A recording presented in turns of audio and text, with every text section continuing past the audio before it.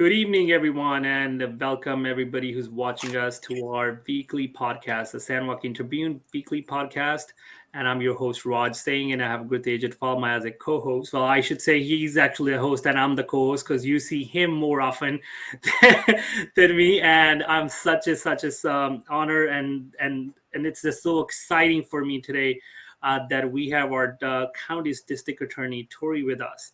So, welcome, Tori, to our show, and it's our pleasure and it's our honor to having this conversation with you. Thank you. Thank you. I'm honored to be here. This is a wonderful opportunity. No, thank you, Tori. We all know who you are, but please share your professional and personal journey with us. Well, thank you. I've had the great honor of being the district attorney since 2015. So I'm going into my 8th year, which I can't even believe is occurring. But it has been a wonderful journey. San Joaquin County is the best county in the state of California because it has the best people in it. They never give up. They're hardworking and they're dedicated and they're committed to making a change. And I've been so grateful to be a part of that journey. And what's interesting about the district attorney's office is we represent all 780,000 people in the county. The chiefs have their city. The sheriff has patrol jurisdiction over the county jurisdiction. He has the jail that houses everybody in the county. But my organization is the only one that represents everybody in every aspect of it. So we not only are responsible for public safety as the chief law enforcement officer, I'm also responsible for the healing of our communities. So what we say is 50% is public safety and 50% is healing, because if our victims are not healed from the trauma and the harm that they received, then we're not doing our job. And those who commit that harm, if they're not held accountable, then we're not doing our job. So we constantly are working with both of those. And I'm proud to say when I inherited the office back at the beginning of 2015, we had about 198 people working. We quadrupled our victim services because we felt that we needed to have more opportunities to engage more advocates in the courtroom, and we're capable now of working with law enforcement. Our advocates are on the street, out on patrol till midnight every night, co-responding with law enforcement, giving notification if there's been a death or a suicide, assisting victims of rape or child abuse, sexual assault or domestic violence or elder abuse. And they literally are there for the victims on the scene. And then they'll meet them at the hospital. They'll go with them throughout the journey, and they'll stay with them throughout the entire court proceeding. We also realized that we needed to build a family justice center, and I'm proud to be the founding DA of the first ever family justice center in San Joaquin County. That provides wraparound services to all of our victims. Whether you make a crime report or not, we want to help. So we have Child Abuse Prevention Council, Women's Center, CRLA. We have human trafficking counselors. We have our own school, our own department store, if you will, our own grocery store. So if you come in, we can give you literally the clothes to put on your back, backpacks, hygiene, shoes. We can give you laptops, computers. We have a classroom.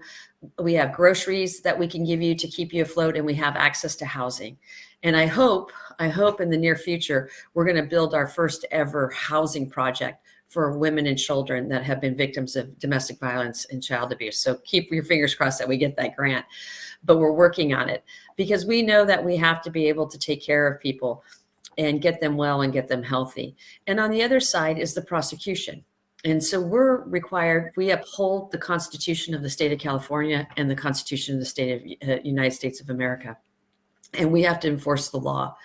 So what we do is we make sure that those who are creating harm in our community are held accountable and they receive the appropriate solution. And we also saw a whole nother level come into our office. Traditionally, people who committed harm were the responsibility of law enforcement and the prosecution. Law enforcement does an investigation and an arrest if it's warranted, and then forwards the report to the prosecution. My office then reviews that report, makes a determination if there's sufficient evidence to prove beyond a reasonable doubt a crime occurred. If so, it proceeds to prelim, jury trial, or it might plea. That, is what people traditionally think of us when murder, rape, robbery, homicides, things like of that, people associate my office with. But I also am in charge of the air, the water, and the soil. I am the environmental guardian of San Joaquin County. So we have an entire environmental division that works on air, water, and soil. Consumer fraud, if you buy a bag of chips and there's this much chip, but the bag's this big and its rest is filled of air, that's consumer fraud because you didn't buy air. You bought potato chips. So we do consumer fraud, take on major corporations, Walmart, Costco, Amazon, you name it. We've gone up against big, well-funded legal teams to ensure the safety and well-being. Insurance fraud, workman's comp fraud, welfare fraud, all of those types of cases we do as well. So we have a civil and a criminal division, plus we handle our appellate issues that move up through the district court into the Supreme Court. So we have a wide spread of responsibility to ensure the safety, the health, and the wellness of our community. But also what we do drives the economy. Because if people feel safe and people feel empowered and they're going to work and they're buying products and buying homes, and we get home ownership and things like of this nature, people feel safer, they invest in our communities, and it becomes a safer and healthier place. So that's it. I know it seems like a lot, but I could go on for hours about all the great work we do. And I'm so grateful to the 300 people that work in my office day in and day out, building every day a better world and a better society. And I think what's so powerful about the 300 people in my office is they're not afraid to change. They're not afraid to look at what we've done in the past and seeing what works, but also seeing what hasn't worked and create that change to ensure equality, fairness, and justice is equal for all. No, thank you very much, Tori. I would say I have learned a lot about your department. So there were certain things that were not aware to me. I'm pretty sure many of us were not aware how robust your department is, and it has so many pieces that you work on in your day-to-day activity. So one thing you mentioned, so you work for so there's a process for women and children. So especially this is an issue in minority communities. Somebody who is coming from a developing country to this country, they do not know what the process is. So if a woman or a child gets into that situation, whom they should first approach and what kinds of facilities they have currently, like they should be approaching some of the departments or some of the information they can get online, or they should be reporting to law enforcement. The other thing, my question around is because they do not know about the process, they don't have anywhere to live, because if they are doing just towards this direction, some situations are very drastic, and majority of those women and children, they don't report because they do not know what will happen to them. They will lose the house where they are living and what their future will be. A great question, and you're exactly right. I come from grandparents and great grandparents that are immigrants, and when they came to this country, it is such an adjustment to make. Most people come because they've probably been traumatized in their own homeland. They don't want to leave their country, but there's a time and a place where you have no choice but to leave. And that's how my grandparents and great grandparents came here. So you come to America with this already in your heart. And then you have to adapt and change to the ways, and often the language, the cultures, the history of how you adjust. So what we've been trying to do, and Suzanne Schultz, who runs our Family Justice Centers, and Gabrielle Haraki, who runs Victim Services, have done such an amazing job, is that we really work with our faith-based community. Because when you come here as an immigrant, the first thing you do, the first often thing you do is your community is faith-based. You go to your church, to your temple, to your synagogue. You go there because you're going to find people that speak your language, who know your traditions and understand. And it took us a little while to kind of visualize how we could do that. So we meet with the imams, we meet with the Sikhs, we meet with the Catholics and the Jews and everybody that we need to meet, Baptists, and we work with their faith-based community to say, okay, this is how we do it. This is how we process cases. Let us speak to your women's group. Let us speak to your men. Let us preach on Sundays for us, the importance of a healthy family. And some things can be solved with within that community. Not everything needs criminal justice, but the cases that do need criminal justice, we're here for you. And this is how it works.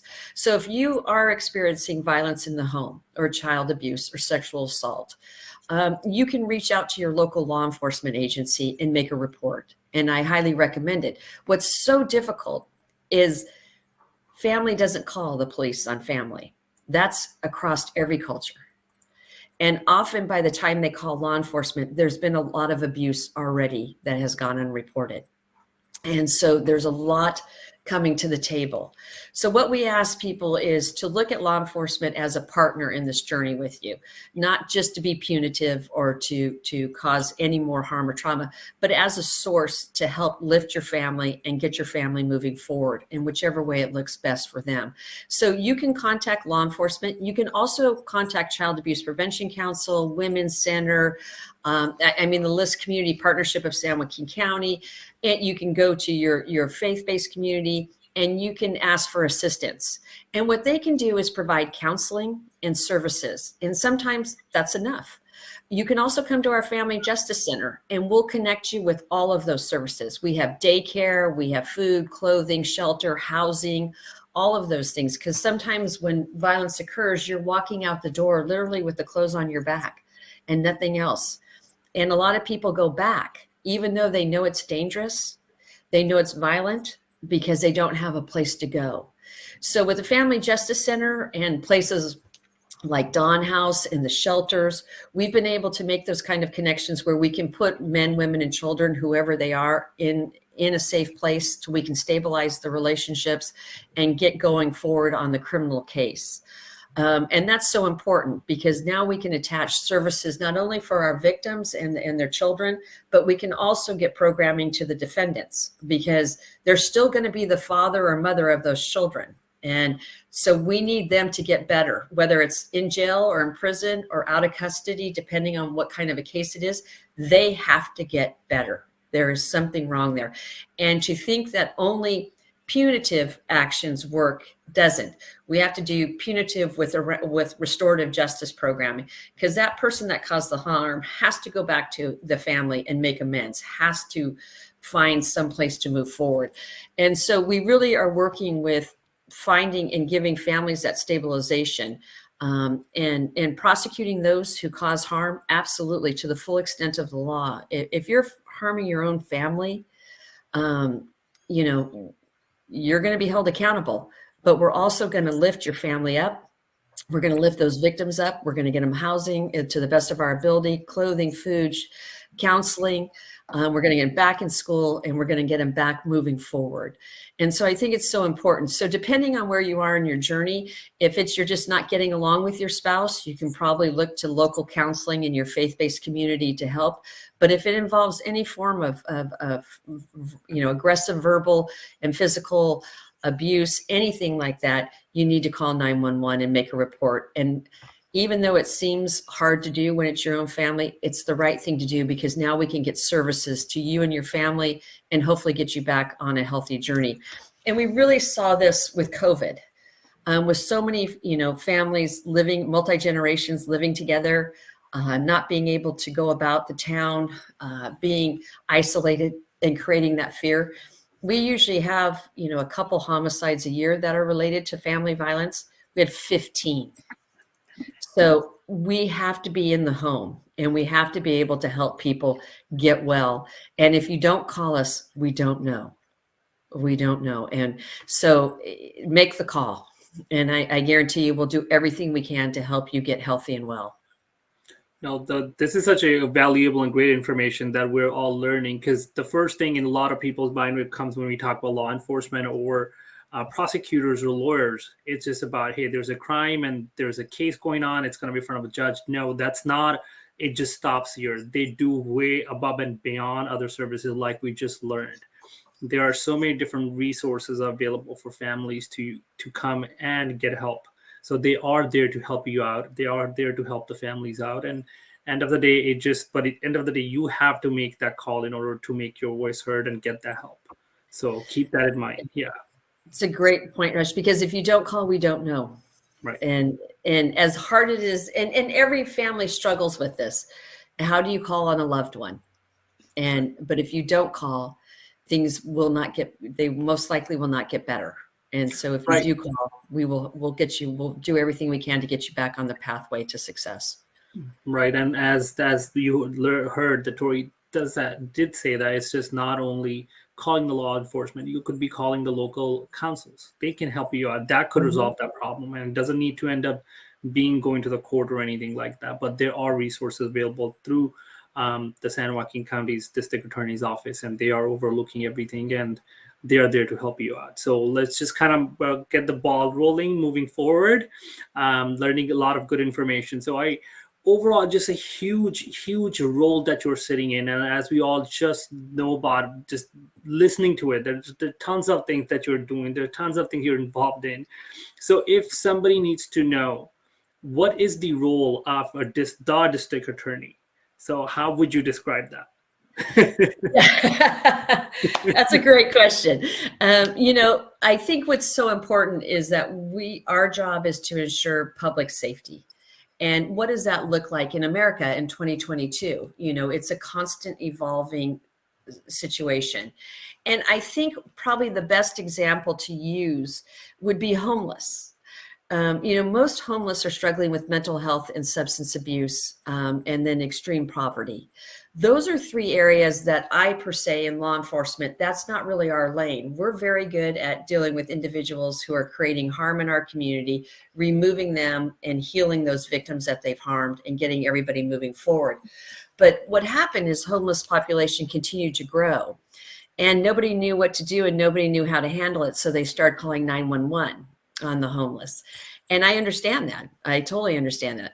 But what happens when you arrest somebody? Okay. So what we were seeing is all of a sudden homeless in streets, sidewalks, things like of this nature. What do we do? How do we handle it? And people always say, just arrest them. Okay. Well, let me talk to you about arrest. Arrest occurs by law. You have 48 hours to bring you before a magistrate to be arraigned. Okay. So arrest is not a simple thing, nor is it an inexpensive thing to do.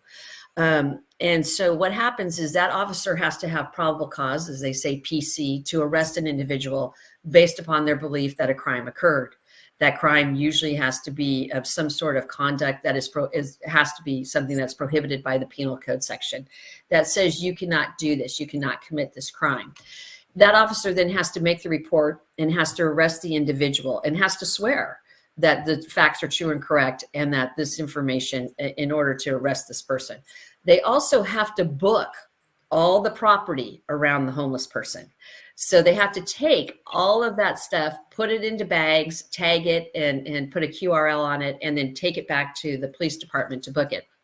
And then take the person over to the county jail. Then the whole county jail system starts. And that includes clothing and searching and medical, physical, all of that has to occur over there. And then they house them. And it's about $100 to $165 a day, depending on the kind of housing you need out there. So you're talking about $1,500 to get you to arraignment, okay, in 48 hours. By the time we do all the work that needs to occur.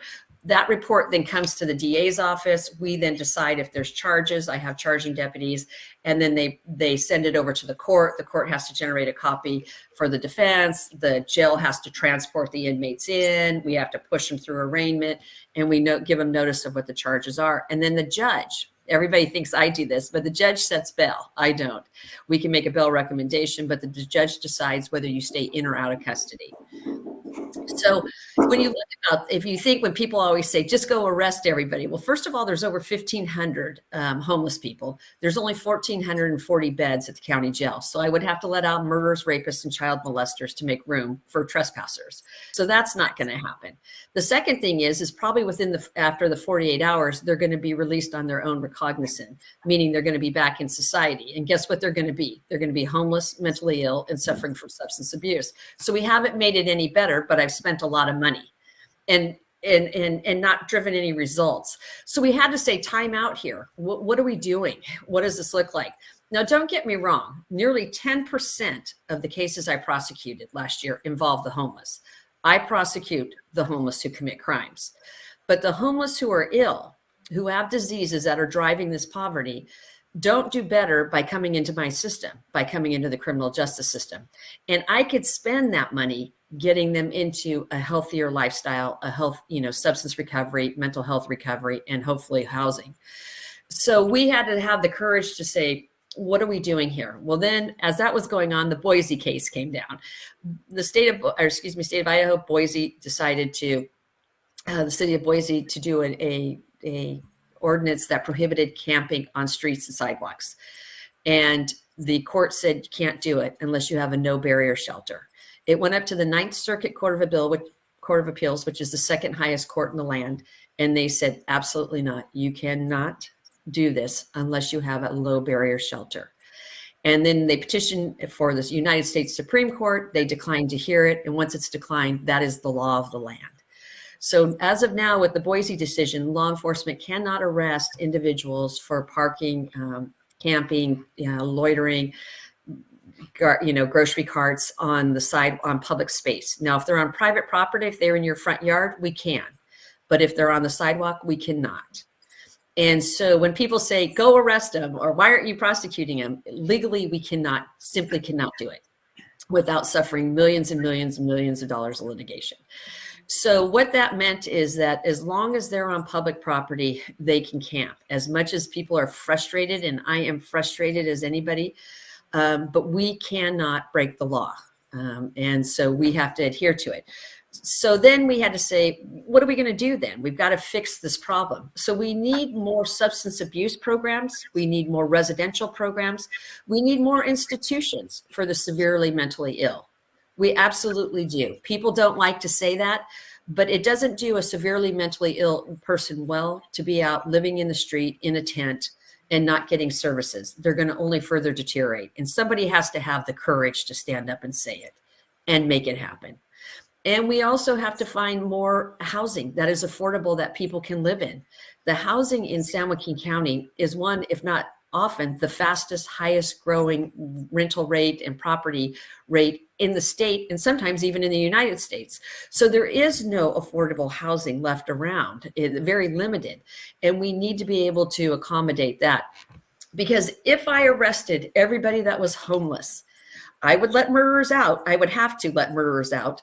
I would have to let rapists and child molesters out. And I will never do that. I will never, ever do that. We have to keep our city safe. And I won't make them better. So what we want to do is figure out how we can do it. And we have to build those low barrier shelters. Now, Tracy's doing a great job. They're going to be coming up, I think, by early 23, with a low barrier shelter. Stockton's working on them. Lodi's working on them. Once that occurs, then we can go back and we can cite and arrest individuals and bring them in. And some people say that's cruel, and I understand what they're saying, but we have to do something to move people into programming. Because if you're not willing to do the work, then we're going to have to nudge you to do the work, because we're going to have to bring you in to address your mental health and your substance use. Now, that's not saying everybody out there is mentally ill and has substance. In the last 2 years, I, along with great people like Jill Antonini and Rima Barquette and Nancy Lamb and Allison, Ed Rodriguez, you name it, this group of volunteers comes together every week. And we've taken over 100 children off the street, 2,000 dogs, 400 cats, and 1 goat off the street, and placed them into safe housing. Because I couldn't sleep at night knowing there's children sleeping in those cars and in those spaces. It's cold, it's dangerous, and it's not the right place to be. We also have several hundred veterans out there. They gave their life for our country, and they suffered terrible consequences for it. I'm not leaving them out there. So we're working to house them every day. We're working on housing projects, and we're going to have quite a few coming up in this year. We also have Veterans Court. So I bring the veterans in, and we do wraparound services with them, because as Americans, we owe it to them for what they gave to this country and to this nation to keep us safe. So we never stop fighting for our veterans. We have Homeless Court, where we try to assist people to get their records cleaned up so that they can get housing assistance, because some of that is an old traffic ticket or something like that. We're going to work with them to get that cleaned up and get them into the housing that they can afford. And we have Mental Health Court. And that also allows us, sometimes we're in there daily with people, sometimes once a week, we're checking in with them and we're monitoring their mental health to move people forward. And that's where sometimes people think, and they tell me all the time, why don't you just arrest them? Or you're not arresting them on purpose. I am arresting people that are homeless that commit crimes, but people that are ill, I'm trying to find a better way to take care of them, because we all have a family member that struggles with substance abuse, alcoholism, mental health, and even unhoused. Some of us have teenagers that couch surfing. Some of us who have seniors who, retirement has not lasted as long as they thought, and they're now living with you. That technically is an unhoused person or a homeless person. The difference is you had the capability of taking them in. But nobody taught us, how do we deal with substance abuse? How do we deal with alcoholism and mental health? And until we become a society that fully understands these diseases and how to tackle them, incarcerating individuals for being ill isn't what the criminal justice system was for. The criminal justice system was for those who commit harm. So we really focus our resources, our money, and our efforts on finding those who are committing the harm and removing them from society, and then focusing on those who are simply sick and helping them to find a healthy way forward. No, thank you, Tori. Yeah, no, with this kind of information, I would say that now we, as well as our audience, have more exposure. They know more about what the district attorney's role is and how they're adding value to the society. So you are seeing always with the society, with tackling different issues, developing different programs. One of the programs that you are involved in, Youth Leadership Academy. So normally what we think is an internship program is only available in colleges, but I think this program is available for school going children.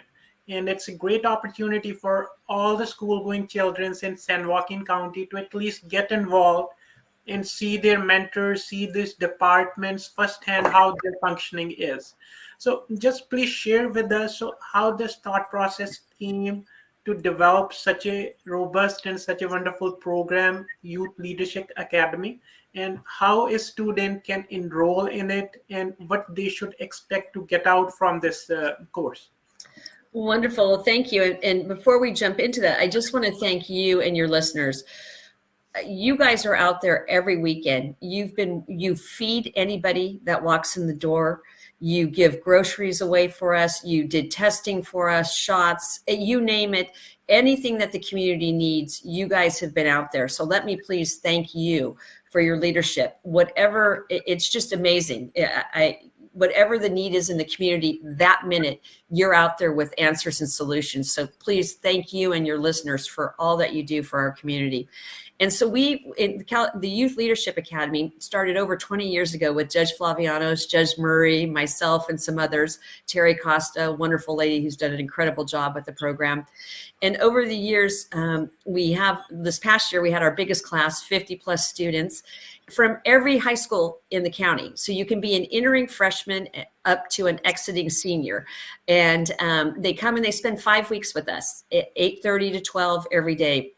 They go to court, they watch a murder trial, they go to drug court, homeless court, mental health court, they go to divorce court, if you will. They do a crime scene. We do a complete crime scene with a field evidence technician, a mock crime scene. They do mock jury trial. So they'll be the defense and the prosecution and the witnesses and the judge and the jury and the bailiff in the case. They go to the jail. The sheriff treats them to a tour of the jail. They go to SWAT training.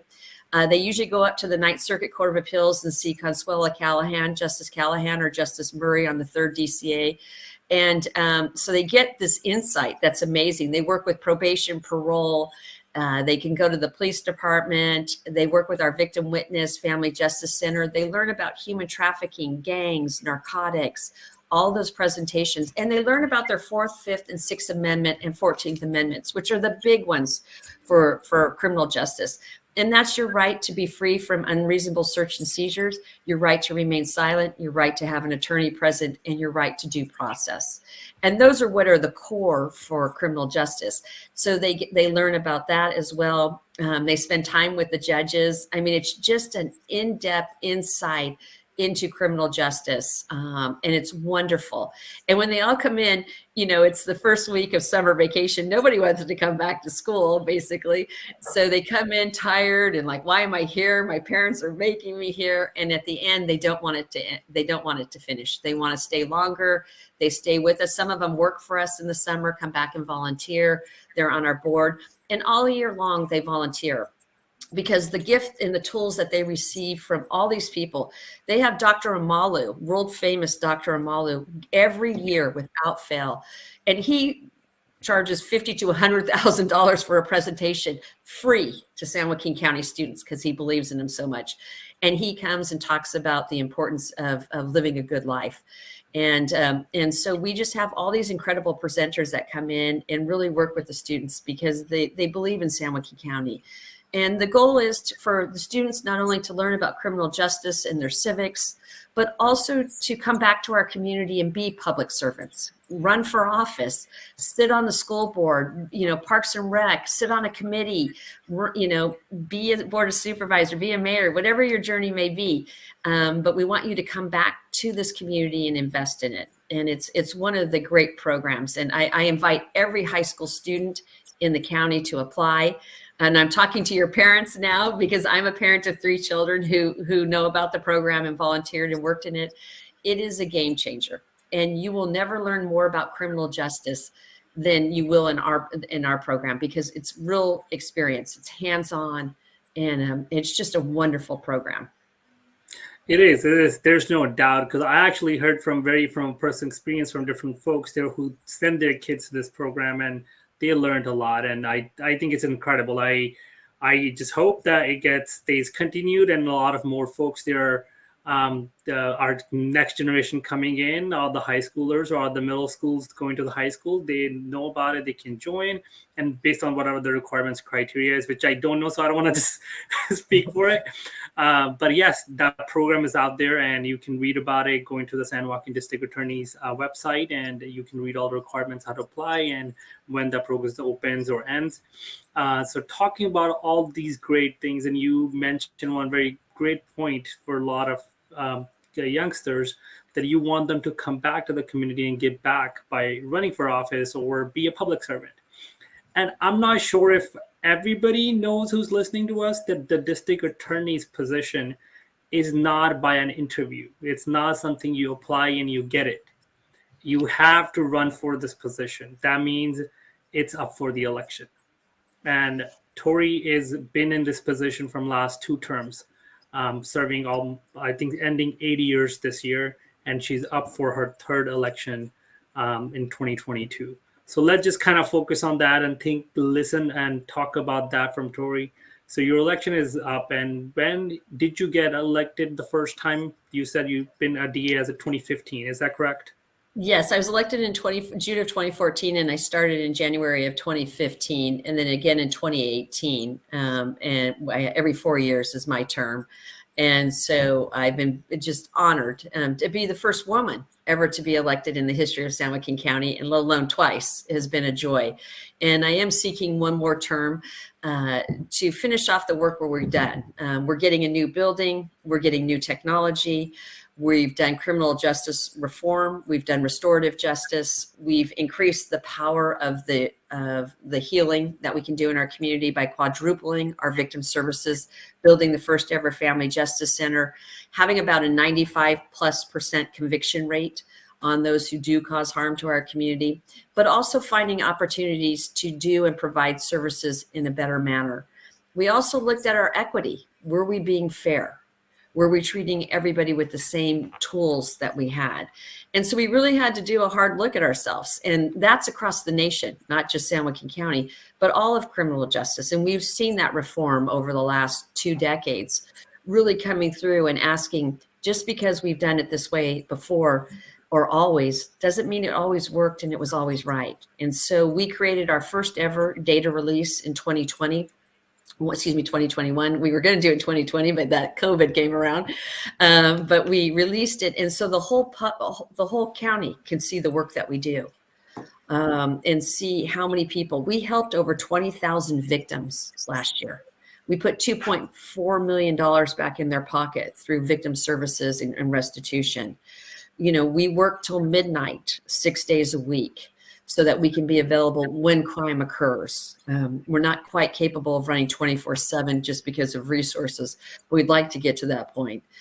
We have the first ever Family Justice Center where children come into a healing place and can talk about the terrible harms that have occurred versus going to a cold, sterile, maybe police department where there's lights and sirens and noise and stuff like that. Instead, they come into a living room in our facility that's designed to keep them comfortable, safe. We have 2 comfort care dogs that sit right next to them. So as they tell the story of their journey, they know that they're protected and they're safe. And we do nonstop training in our office to make sure that we as attorneys and paralegal support staff, IT, and our Bureau of Investigations, that we're all doing justice for everybody and that we're doing it in a fair and equitable manner. And then we continue to challenge ourselves to learn. We don't have all the answers or solutions, but as a community, we can build them. And so we had to be open to hearing the sometimes tough conversations that we had to have, but we had them.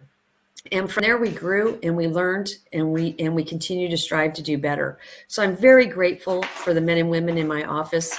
They are outstanding, hardworking people. They're dedicated, ethical, and professional. But I'm even and equally as grateful to the 780,000 people who have had faith in me, that know that I work hard to ensure public safety, that my number one priority is to protect, in particular, children, our seniors, and all of us from any harm. And if it does occur, we want to make sure that we're getting healing services to those who have been harmed. The other thing that we've taken, and I think that's been so important and gets overlooked a lot, is that we didn't want you to come in the first time because that means somebody in our community harmed you. So we missed an opportunity to intervene and prevent that harm from occurring. So we really focus on intervention and prevention. We speak to over 10,000 high school students a year, pre-COVID, of course, now we're back in. But we would speak with them about human trafficking, gangs, narcotics, violence in the home, giving them the tools and the resources to go forward in a better way. We also are pushing our jails and our prisons. If we're going to give you somebody, send them there for a lengthy period of time, give them back better.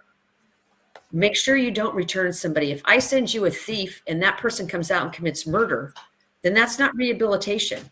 And it says in the title, California Department of Rehabilitation.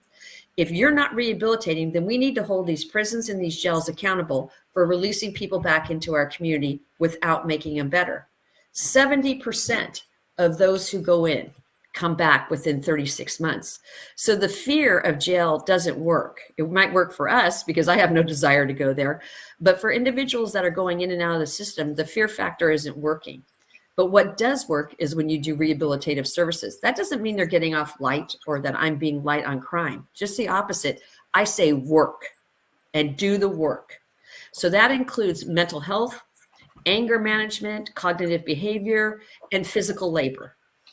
And those all need to be going on in every jail cell and prison, because before they come back into society, there should be a reentry plan and some guarantees that they're better today than they were the day I sent them in, because that's what the program is. Otherwise, we're just spending $165 a day to give people time out, whether it be 10, 20, 30, 40 years. But if we sent them there, they obviously had some significant issues and that had to be addressed, and you give them back worse. That's not fair to our community.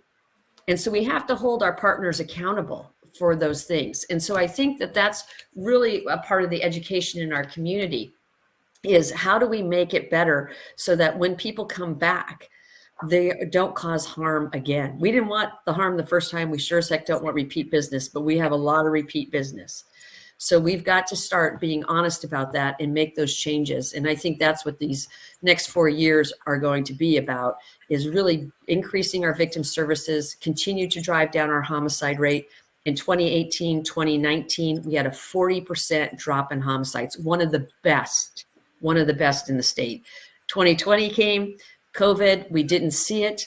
And we had a spike of about 50%. Shocking. And again, goes back to 15 of those cases were family violence. We were unprepared. So in 21, we focused on that. We hit those neighborhoods, we hit homes, we brought resources, we brought food, we brought counseling. One of only 2 counties that reduced their homicide rate by 30% was San Joaquin County last year.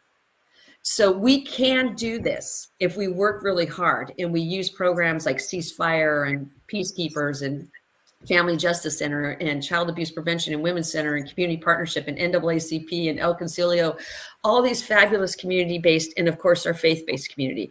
Together, if we all work to find solutions to prevent people from coming into the system, but when they do, holding them accountable, healing our victims, and when they go into incarceration, that we ensure they come back better people, we can curtail crime significantly.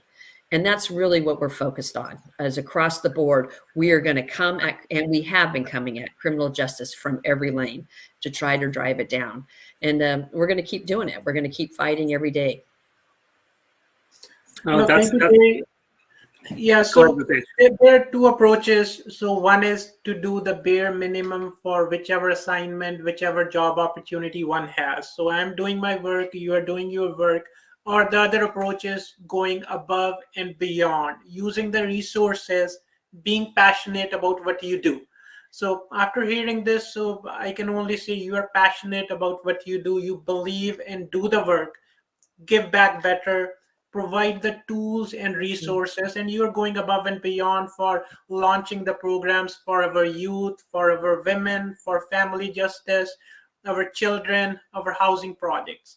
So Tori, you have been extremely involved within the community, and that's very rare for a district attorney or the district attorney to be so much involved in the community. So why do you believe that that is so much important from your perspective to be involved in so much society or the community whom you are leading as the district attorney? You know, I've been born and raised in this community, and I am so grateful. I was very poor as a child. I grew up in South Stockton, and this community gave me every opportunity to dream and to live out that dream. Was a girl from South Stockton that became the first woman ever to be elected as district attorney in San Joaquin County. That's because of this community. I owe them everything. They have given every step along the way. They have opened the door and said, "Here you go. You can do this. Come forward." And I believe in them. And I'm so grateful that they believed in me, not only once, but twice to vote me into office. But I am so proud to be from San Joaquin County. I'm proud to be from the 209. I think we're the hardest working people. You can live anywhere. You know, housing no longer is cheap in San Joaquin County. It's quite expensive. So you can move anywhere.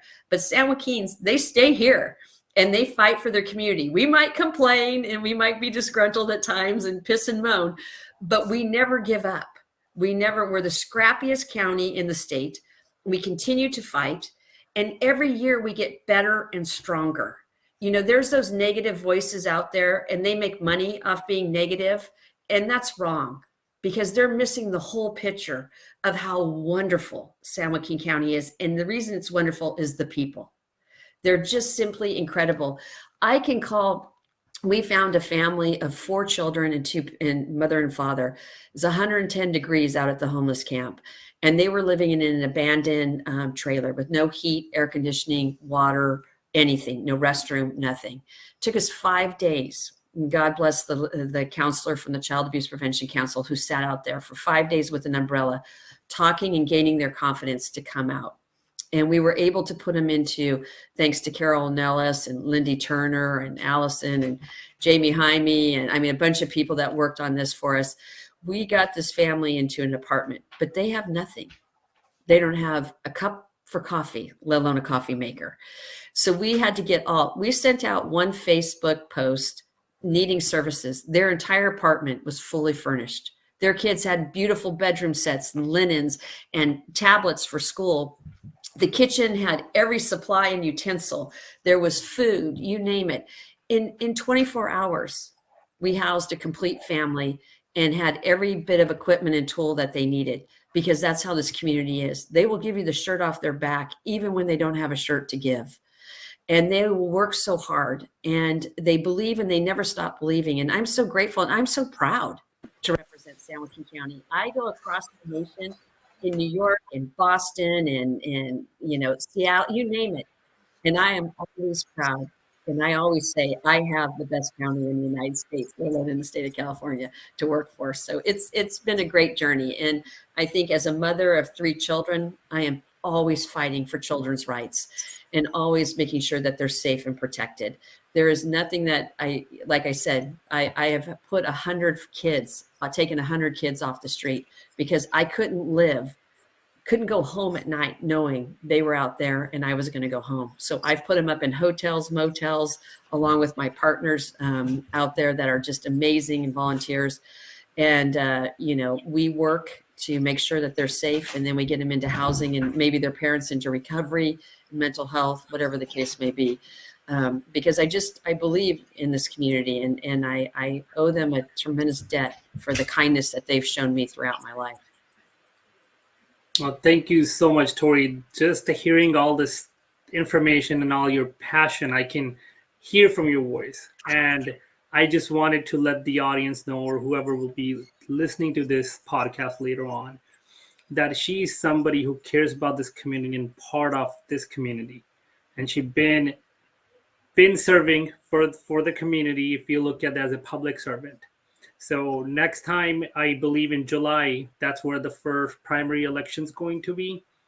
June 7th. Right? Yeah. June 7th. So think about this voice, think about her passion, and make an educational decision to vote at that point. So it's all about understanding and learning and hearing from each other that what's the best for our community. So thank you so much, Tori, for giving such a great time to us. And I wanted to let the audience know we have some technical issue this evening. We couldn't accommodate to be on air by 5:30, but she was so nice and humble that she's like, no problem. Whenever your application is fixed, we'll go on air. So thank you so much for being accommodating to us. Thank you. No problem. And thank you. And I'm so grateful for what you guys are doing, this community service. You're educating and empowering people with truth, knowledge, and facts. And from there, you make an informed decision. And I think it's just wonderful because you guys are highlighting the incredible community and the incredible work that goes on every day. But I want to thank you guys as well. And also to your listeners, please call anytime if you have a question or a concern. You can call me directly. Everybody has my cell phone. You can also go to our website where we have our data and you can look. Our goal, hopefully in 23, is to do a data dashboard every day. So you can see how many cases came into my office, how many we handled, and where we're going with them. We break down race, neighborhood, gender, relationship, you name it. It's a 40, 50 page document in here. First time ever in the history of the district attorney's office that we've had data. And from there, that drives our decision and also allows us to tell you what we're doing. So you're getting your money's worth. And I guarantee you, those 300 people work so hard in my office. I'm truly grateful to them. They're just my heroes, but so many other people in the community as well. So we want to thank, on behalf of everybody in the San Joaquin County District Attorney's Office, we want to thank this community for believing in us and working with us to find solutions. We don't have time for complaints. We only have time to find solutions. So if you want to complain and be negative and whine, build your own website. But if you want to get something done, build a better community and find solutions, then give us a call. We'll be here to work with you. So Tori, for our listeners, if they want to remember you, who Tori is, briefly. Thank you, guys. Thank you so very much for this opportunity. It was amazing. And let us know if you want us to come back and we can talk about identity theft. We're seeing a lot of it. It's tax season. Want to remind everybody the IRS does not call you. So if you get a phone call from the IRS, hang up. It is a fraudulent call because it's tax season. But we can come back in the next couple of weeks if you guys wouldn't mind, and we'll talk about all kinds of identity theft, elder abuse, things like this that we're seeing in the community. We want to educate and empower people to make sure that they don't become victims of it. Sure. Great. Thank you so much. Have a wonderful evening. Thank you. Thank you, guys. Take care.